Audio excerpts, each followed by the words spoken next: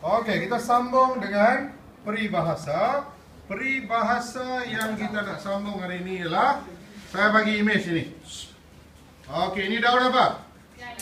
Daun keladi. Okey, daun keladi kalau diberi dalam peperiksaan sebagai imej dalam PT3 dia bagi imej, ataupun daun keladi yang macam lain.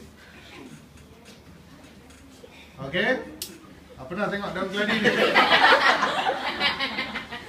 Okey, daun keladi jika diberi dalam imej, apakah peribahasa yang sesuai?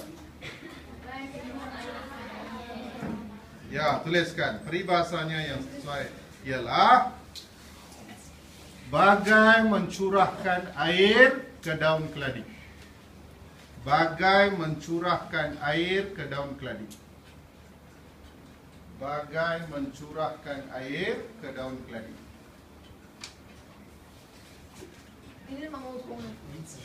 Okey, bagai mencurahkan air ke daun keladi. Okey, tuliskan. Maksudnya ialah tuliskan. Maksudnya sesuatu perbuatan yang tidak meninggalkan kesan. No impact. Sesuatu perbuatan biasanya dikaitkan dengan nasihat lah. Nasihat yang tak ada, yang tidak diikuti, nasihat yang orang tak nak dengar. Okey, sesuatu perbuatan yang tidak meninggalkan impak ataupun kesan. Macam kamu curahkan air ke daun keladi lah. Ibu bapa, guru-guru cuba menasihati sesetengah pelajar, tapi mereka tak nak dengar nasihat itu. Jadi usaha ibu bapa dan guru-guru itu menjadi bagai apa? Mencurahkan air ke daun keladi. Faham semua? Okey, itu nombor 1. Daun keladi, ya. Kita tengok imej yang seterusnya. Imej seterusnya, tengok.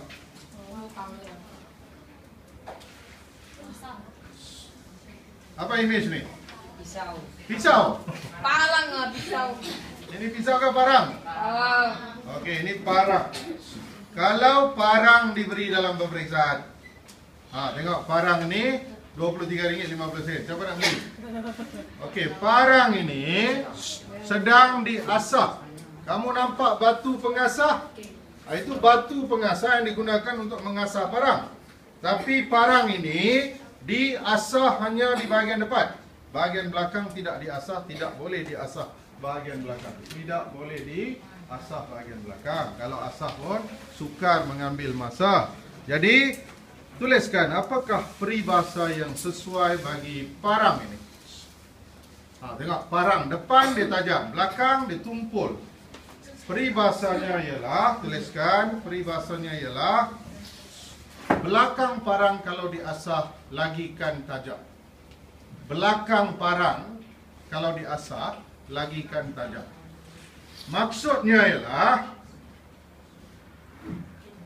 tuliskan dulu peribahasa ni. Belakang parang kalau diasah lagikan tajam. Jadi setiap kali kamu diberi imej parang ini, kamu tahu peribahasanya ialah belakang parang kalau diasah lagikan tajam. Ataupun setengah buku menulis belakang parang kalau diasah akan tajam juga akhirnya. Sentilah. Maksudnya ialah, tuliskan maksudnya, orang yang bodoh pun jika rajin belajar akan jadi pandai. Tuliskan, orang yang bodoh pun jika rajin belajar akan menjadi pandai juga. Orang yang bodoh pun jika rajin belajar akan menjadi pandai juga.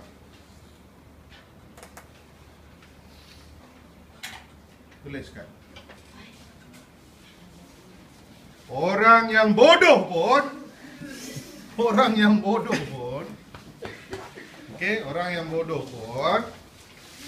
akan menjadi pandai juga. Jika terus belajar akan menjadi pandai juga. Faham? Okey, itulah parang, cerita